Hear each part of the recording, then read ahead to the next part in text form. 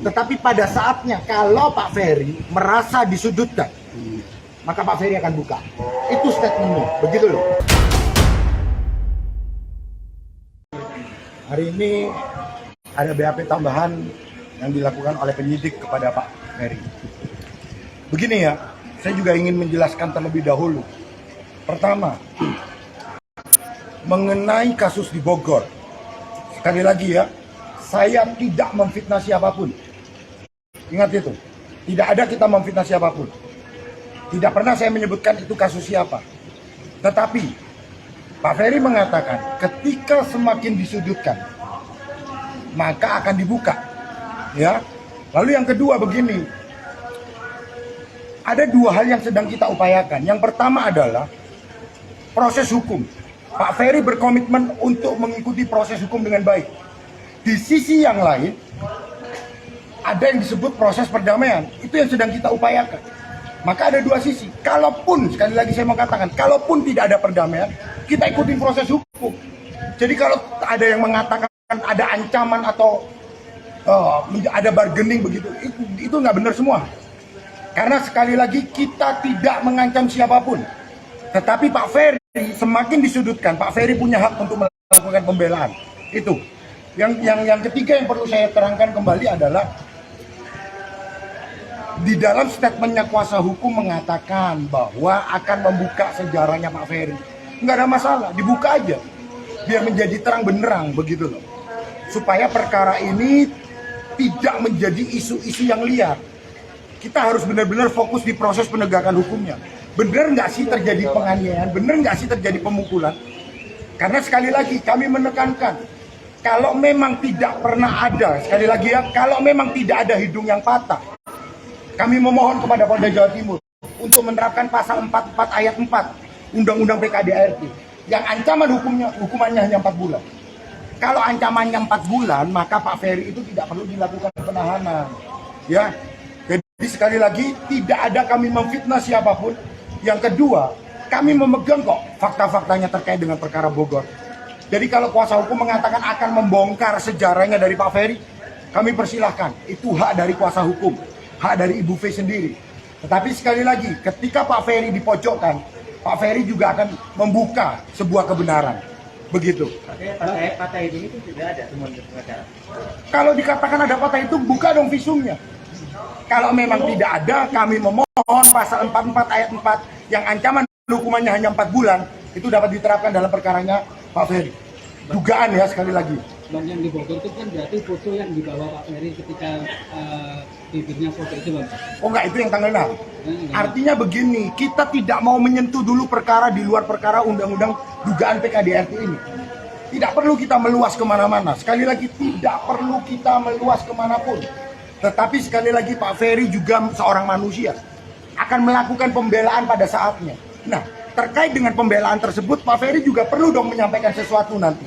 Begitu loh. Untuk pembelaannya Pak Ferry, supaya berita yang ada tidak semakin menyudutkan Pak Ferry, begitu loh. Jadi sekali lagi begini, saya mau katakan, kami juga tidak gentar. Proses hukum biarkan berlanjut. Tapi kalau dikatakan apakah kami gentar, kami juga tidak gentar. Karena kami yakin di pengadilan semua akan terbuka. Di pengadilan semua alat bukti akan terbuka. Betul nggak itu terjadi? Betul nggak ada pemukulan? Betul nggak terjadi penganiayaan? Kita akan uji itu di pengadilan. Oleh karena ini masih proses hukum, kita akan buka nanti fakta-faktanya seperti apa, begitu loh. Jadi sekali lagi, saya tidak pernah mengatakan yang tidak ada dasarnya. Semua sudah saya lihat faktanya. Pak Ferry sudah punya itu dan sudah ditunjukkan kepada kami tim kuasa hukum. Begitu loh. Jadi tidak ada di sini fitnah-memfitnah, ancam-mengancam. Tetapi sebagai seorang pribadi, sebagai seorang manusia, Pak Ferry mengatakan, ketika berita-berita semakin menyudutkan, sekali lagi ya, ketika berita semakin menyudutkan, Pak Ferry juga akan melakukan pembelaan diri. Begitu. Oh Bang, Jumat kemarin kan sudah ada hasil lapornya soal darah Bang.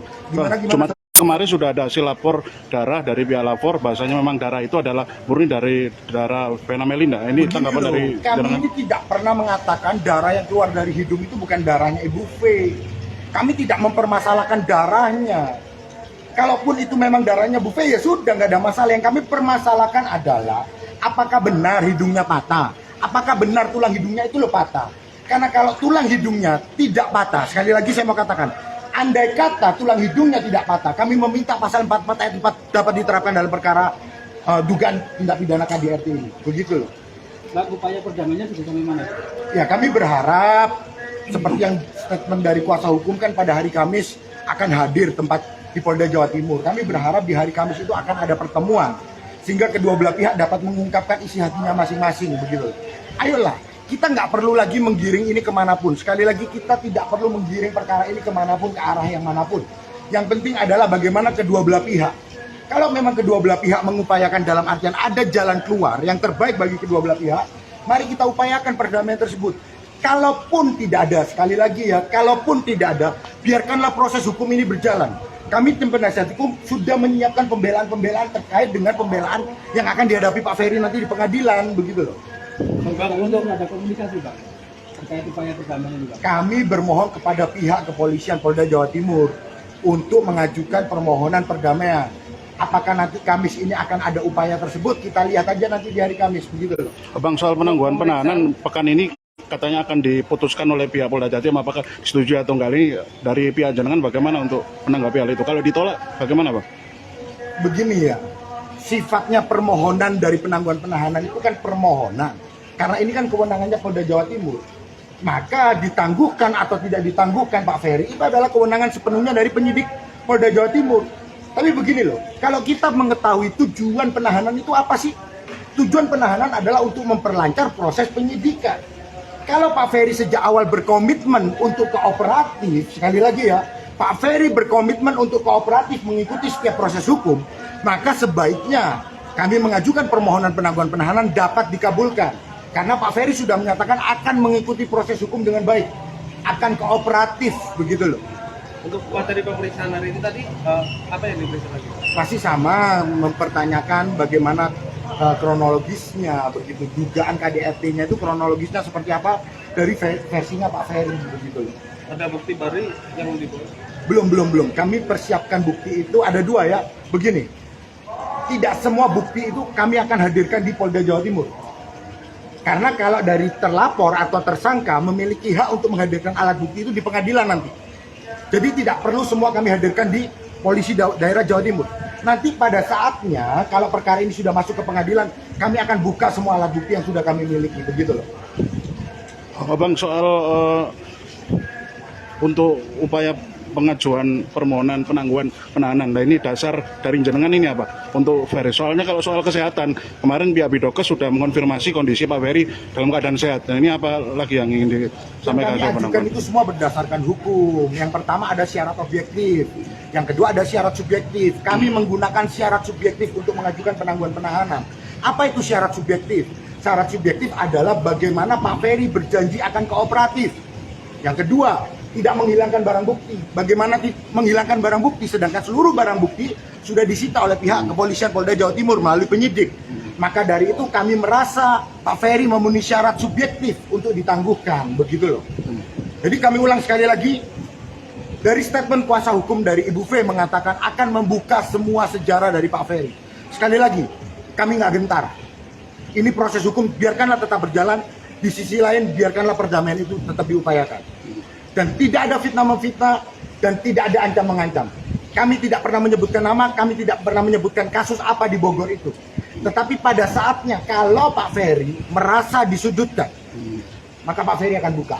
Itu statementnya, begitu loh. Bang, soal somasi terhadap pihak Denny Sumargo terkait video permintaan maaf Bang Ferry ditayangkan dalam konten YouTube-nya, ini bagaimana Pak tanggapan dari jenengan kuasa hukum soal itu? Kalau dari kita sih, dari keluarga kan sudah menyatakan bahwa berdamai, sudah tidak akan mempermasalahkan terkait dengan konten tersebut kan begitu. Dan kedua belah pihak sudah saling memaafkan. Bang Denny pun sudah menyatakan permintaan maafnya. Kan itu sudah ada toh di media. Jadi menurut kami udah selesai lah itu. Sekali lagi kita fokus aja di proses penegakan hukum sambil kita berjuangkan upaya perdamaian, itu aja. Oke, siap. Terima kasih banyak Bang. Ya, makasih ya. Oke, itu dulu tadi Bang Jeffrey Simatupang selaku kuasa hukum dari Ferry Irawan.